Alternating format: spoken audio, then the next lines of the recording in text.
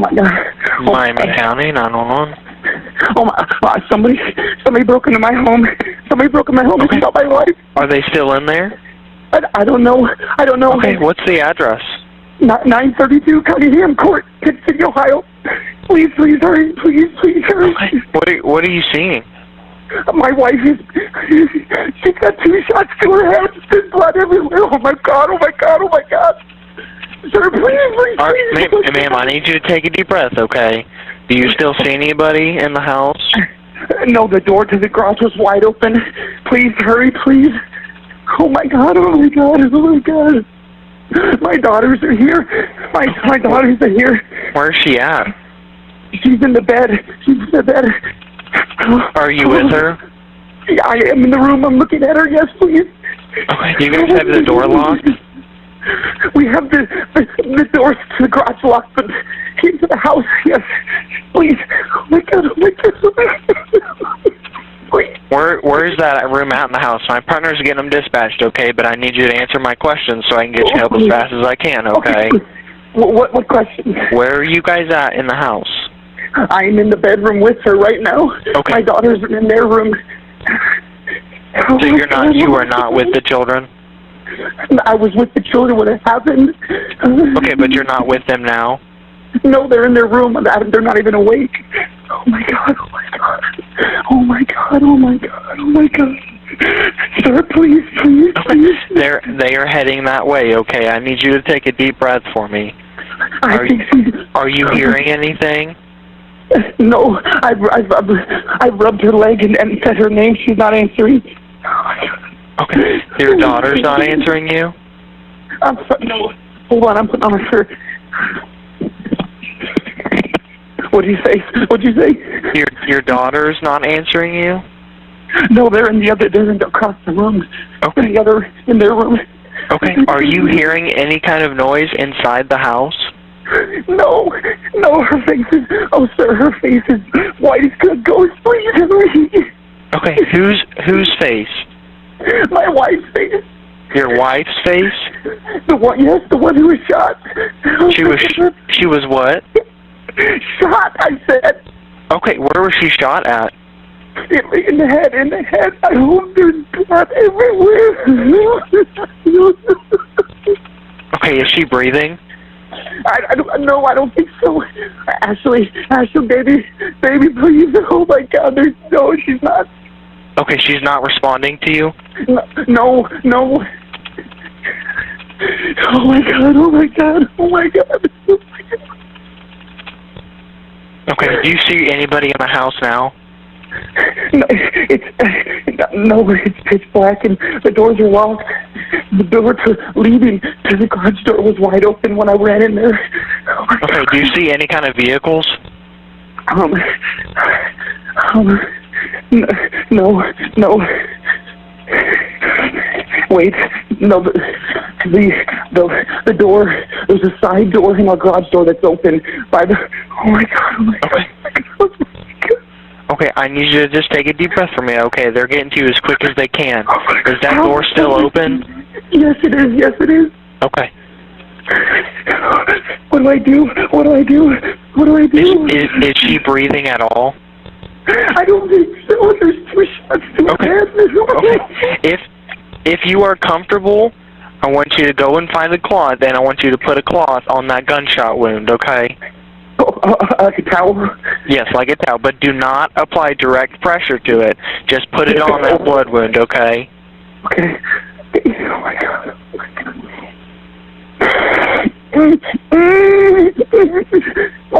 I need you to just take a deep breath for me, okay? Okay. Just get that cloth, and I want you to put it on that wound. The gun that killed Ashley Flynn was her husband's. It was kept in his vehicle, parked in their garage. The same garage where a freezer had been pushed against the door that a supposed burglar had to break through to get inside. That burglar then had to find the vehicle, find the weapon, carry it upstairs, walk past 2 sleeping children, and shoot Ashley twice in the head while she lay in bed. That's the story Caleb Flynn told 911 dispatchers at 2:30 in the morning. By Thursday, he was in handcuffs. Part matters. Ashley Elizabeth Flynn was part matters. Ashley Elizabeth Flynn was 37 years old. She was 8 days away from her 38th birthday. She was born and raised in Tip City, Ohio, a small, tight-knit community about 20 miles north of Dayton where, as one neighbor put it, everybody knows everybody. She graduated from Tippecanoe High School in 2006 and went on to Lee University, a private Christian college in Cleveland, Tennessee. That's where she met Caleb. After college, she came back home to Tip City, back to the community that shaped her, and she poured herself into it. Ashley was a substitute teacher for Tip City schools. She coached 7th grade girls volleyball at Tippecanoe Middle School. For the past year, she taught at LifeWise Academy, a nonprofit that provides Bible-based education to public school students during the school day. She was a former elementary school teacher. She was active at the Christian Life Center, the church where she and Caleb were both once on staff. And if you talk to the people who knew her, they'll all say the same thing. One neighbor, Sally Shank, said, "Everybody that knew her loved her. She really just engaged you. She was full of light." A former student said Ashley was the teacher who made him actually want to come to school. Her school district described her as someone known for her warmth, her kindness, and the positive impact she had on everyone she met. Her obituary called her a shining light of joy, who effortlessly encouraged others. These aren't just words people say when someone passes. This is who Ashley was. She was a mother of 2 elementary-age daughters. She and Caleb had 2 golden doodles. The neighbors on Cunningham Court would see them outside tossing softballs, shooting hoops in the driveway, and playing volleyball in the backyard with a net they'd set up. Ashley lived a low-risk lifestyle. She went to church, she coached kids, she came home to her family. And that fact that she was so deeply embedded in her community, so far from anything resembling danger, is exactly what makes what happened next so devastating. And it's exactly what told investigators where to look. It was 2:30 in the morning on Monday, February 16th, when Miami County 911 received a call from the 900 block of Cunningham Court in Tip City. Cunningham Court is a quiet cul-de-sac. It's the kind of street where neighbors wave to each other while mowing their lawns. One neighbor, John Leaning, who lives across the street, later described the Flynns as the youngest family on the block. The kind of family you'd never expect to see on the news. On the phone is Caleb Flynn, 39 years old. He's frantic. He tells the dispatcher that someone broke into his home and shot his wife. He says there's blood everywhere. He says she has 2 gunshot wounds to the head. He says the door to the garage is wide open. He says their children are in their room and they're still asleep. He says all of this within the first minute of the call. And that's where the first red flags begin. Let's slow this down. Because this 911 call, which runs about 8 minutes, contains several details that, in hindsight, point directly at the person making it. First, the shot count. Caleb tells the dispatcher almost immediately that his wife has 2 shots to her head. Think about that. He's claiming he woke up to find his wife had been shot by a burglar. In that moment of shock and panic, how does he know the exact number of bullets? Police Chief Greg Adkins later confirmed Ashley was shot twice. But in the chaos of discovering your wife has been attacked, that level of specificity is unusual. Unless you already know, because you're the one who pulled the trigger. Second, the children. Ashley and Caleb's 2 daughters were asleep in their bedroom during all of this. Throughout the 911 call, Caleb does not go check on them. The dispatcher has to ask him multiple times. When he finally does, he reports they're still sleeping. If a stranger had broken into your home and shot your wife, your first instinct would be to get to your children. His wasn't. Third, the confusion. There are moments on the call where the dispatcher and Caleb seem to be talking past each other. At one point, the dispatcher asks about his daughter and Caleb responds as if she's talking about Ashley. It's disorganized in a way that some investigators interpret as cognitive overload, not from trauma, but from trying to maintain a story that isn't true. And fourth, the timing. The call came in at 2:30 a.m., but we don't know exactly when Ashley was shot. What was Caleb doing between the time of the shooting and the time he picked up the phone? Because police would later allege he was staging the crime scene. When police arrived at Cunningham Court, they found the side door to the garage on the north side of the house was open. There were signs of forced entry. That was consistent with Caleb's story. It looked, at first glance, like someone had broken in. Tip City Police Chief Greg Adkins initially described the incident as a burglary gone wrong. Police set up a perimeter. They launched drones. They brought in K9 units to track a scent. They searched the surrounding area, including a large open field adjacent to the neighborhood. They found nothing. No suspect. No scent trail. No one seen on any of the neighborhood's Ring doorbell cameras or flock surveillance systems.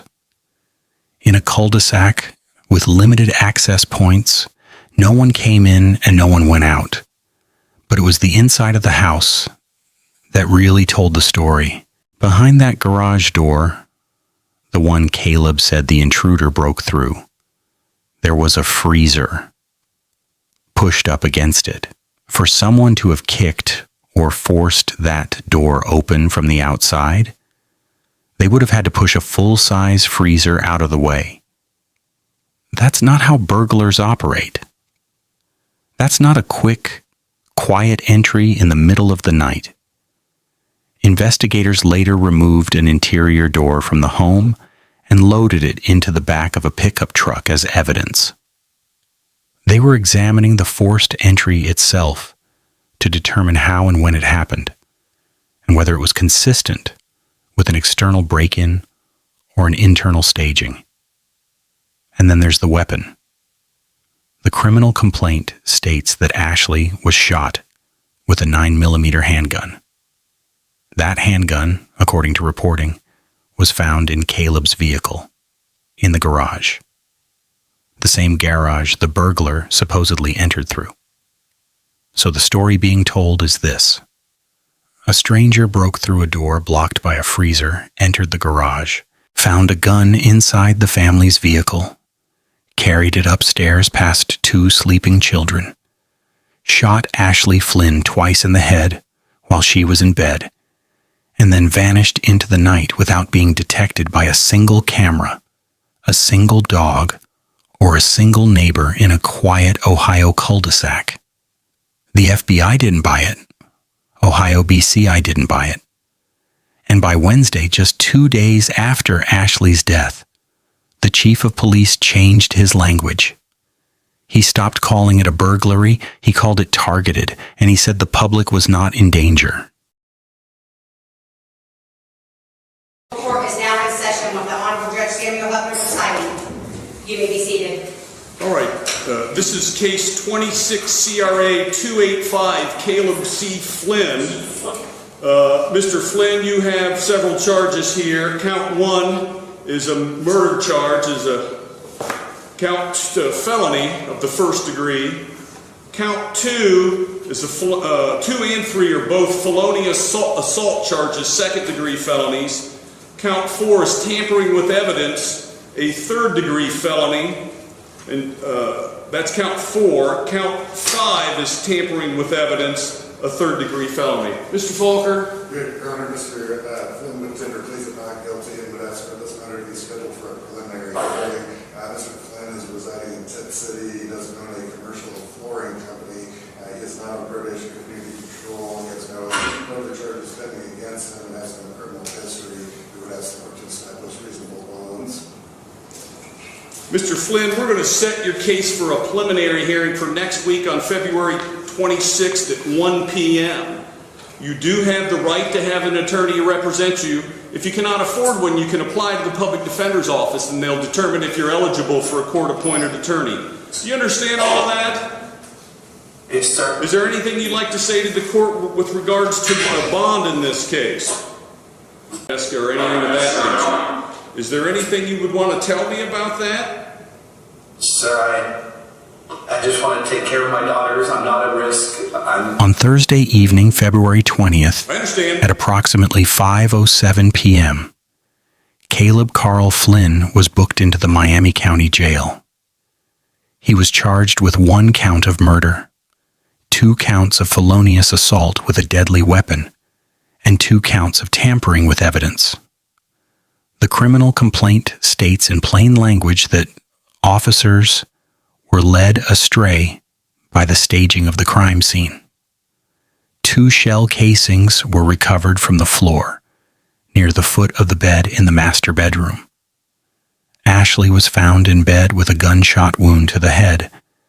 She was pronounced dead at the scene. The following morning, Caleb appeared via video from the county jail for his arraignment. He pleaded not guilty.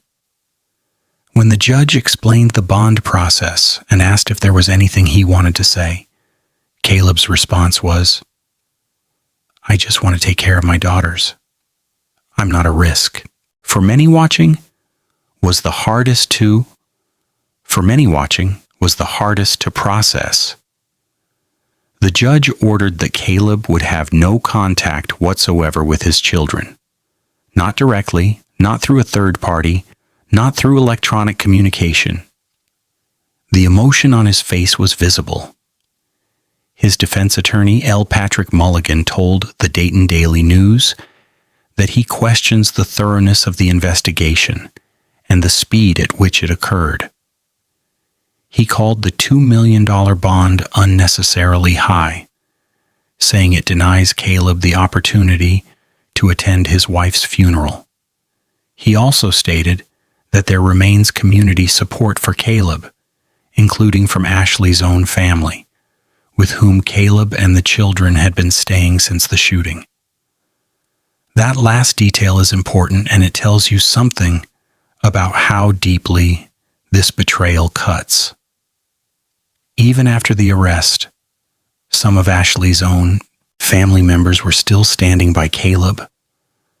That's how convincing the facade was. That's how unthinkable this was to the people closest to it.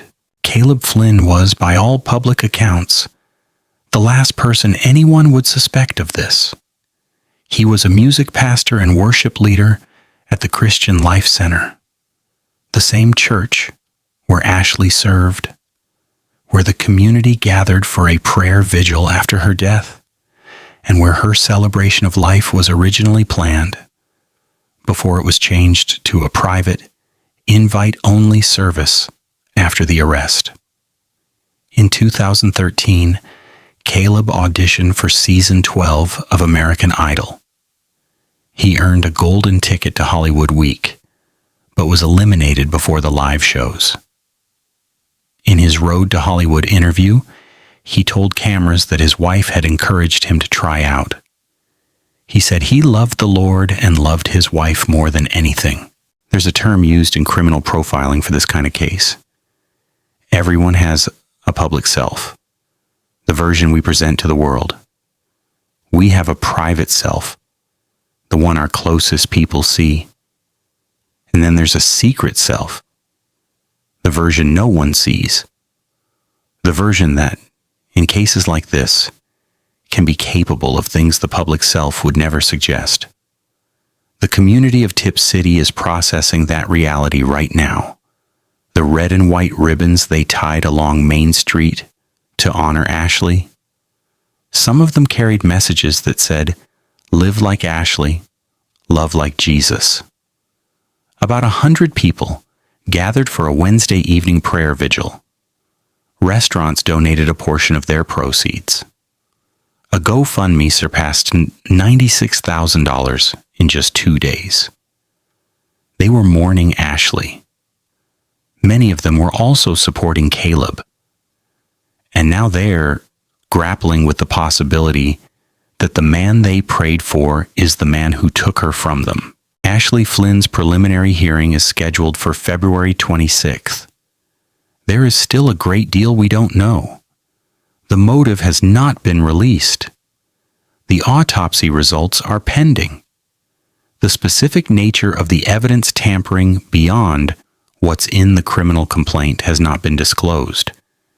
This investigation is ongoing and Caleb Flynn has pleaded not guilty.